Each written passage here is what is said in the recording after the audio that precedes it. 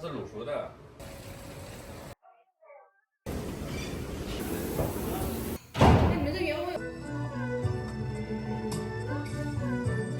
We are on our way to visit my older sister.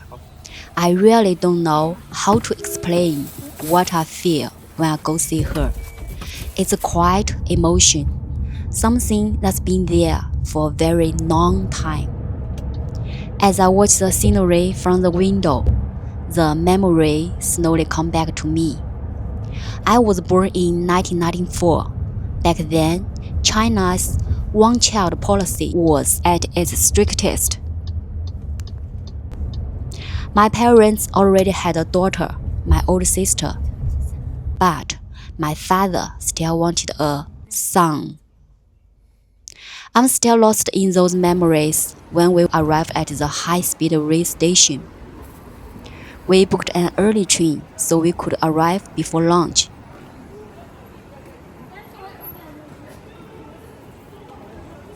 My husband got us business class seats, wanting my daughter to sleep well on the ride. My thoughts slowly drift back to the past again. Yes, my father desperately wanted another child, a son. So he made arrangements.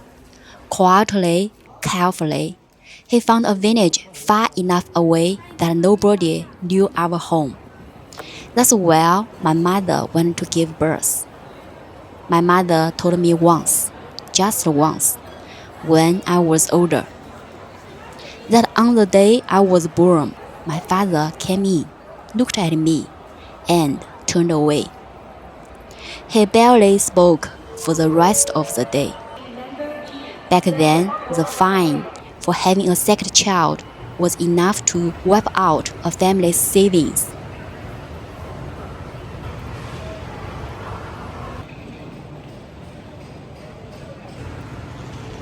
And after all of that, the secrecy, the distance, the risk, the money, there was still no son.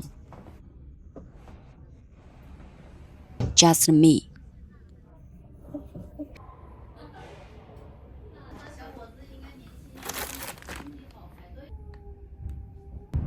She looks out the window, and I look at her. For a moment, I feel like I'm seeing my younger self. Before long, she falls asleep in my arms.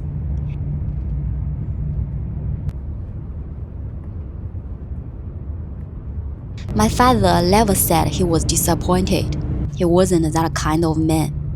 But children learn how to read their parents' faces long before they learn anything else. So I tried. I kept my hair short. I wore clothes like a boy. I studied hard. Every good grade, every first place finish, I carried them home like small offerings, placed them in front of him, and waited. And it worked. Whenever I brought home good grades, he smiled. He was happy for me. Little by little, I started to feel like my father loved me too. I think that's the hardest part to explain. It wasn't that he was cruel. It was that I was always trying to earn something that should have never needed to be earned in the first place. But I didn't understand that back then. I only knew that good grades worked. So I kept going.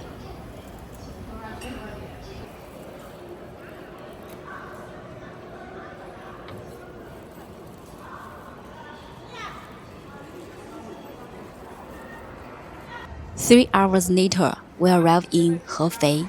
My brother-in-law is already waiting at the station, while my sister is at home cooking. When I see him pick up my daughter so naturally, I feel this sudden wave of happiness. Not for myself, but for her.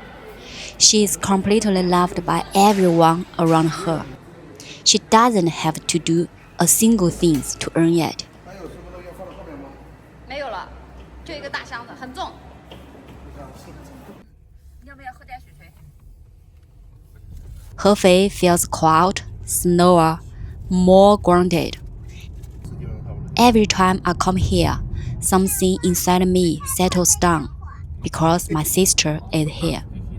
She is 7 years older than me, which means she was already a whole person by the time I was old enough to need one.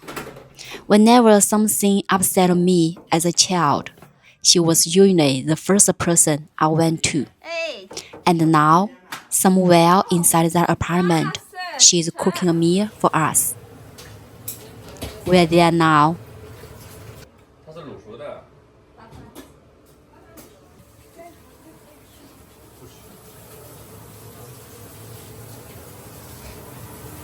In the afternoon, my sister takes us out for dinner. The restaurant is about 20 minutes from her home. It's built in the style of old southern Anhui architecture. White walls, dark wooden beams, paper lanterns. Walking inside feels like stepping into an old photograph. The kind you find tucked away in a drawer but can't quite place. It looks like the place where we grew up, only somehow more beautiful than I remember.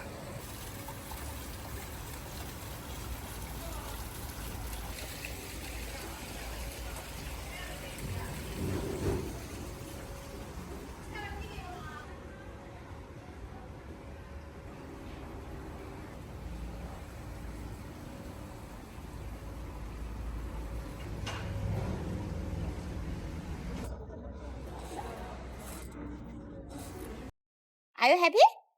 Happy. Before dinner, we walk over to the kitchen. It's completely open, so you can see everything. One of the cookers is making egg dumplings. My grandma used to make them for us when we were little. I haven't seen anyone make them in years.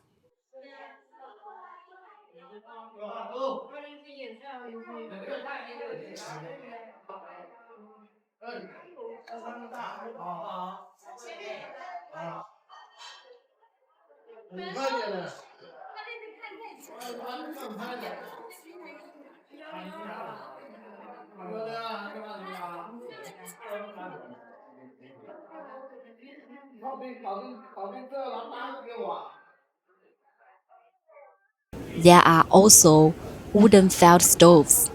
The old kind, white clay openings with black arrow forks sitting over the flames. Cities replaced them a long time ago. Even in the countryside, they are slowly disappearing. When we were kids, our parents were always working. There wasn't much choice. So, little by little, the kitchen became my sister's space. She was probably 10 or 11, quietly teaching herself through trial and error. And I would sit beside the stove, feeding wood into the fire. That was my job. Standing here now in this open kitchen, surrounded by the smell of smoke, oil, and freshly cooked food, I suddenly realize how much of my childhood is hidden inside places like this, inside ordinary kitchens.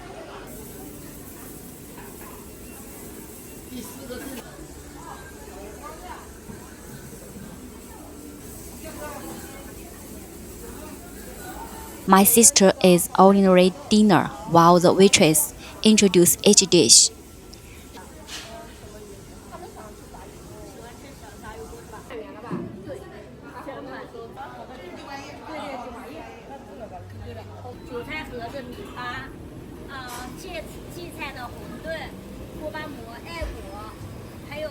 Everything feels warm, rich, and strangely familiar.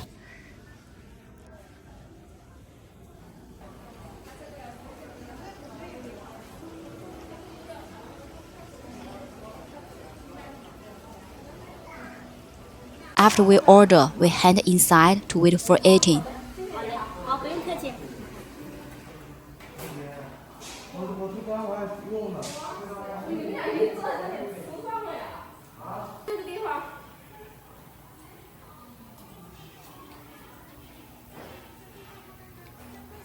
I keep filming, not because the fruit is extraordinary, but because I already know, even while sitting there, that this is the kind of evening I will miss someday. The feeling of everyone being together.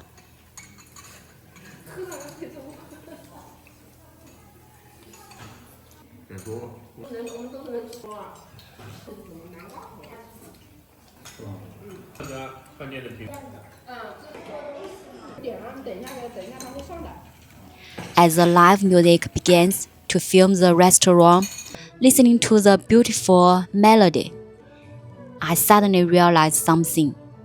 I never became the son my father hoped for, but maybe that is no longer something I need to keep running from.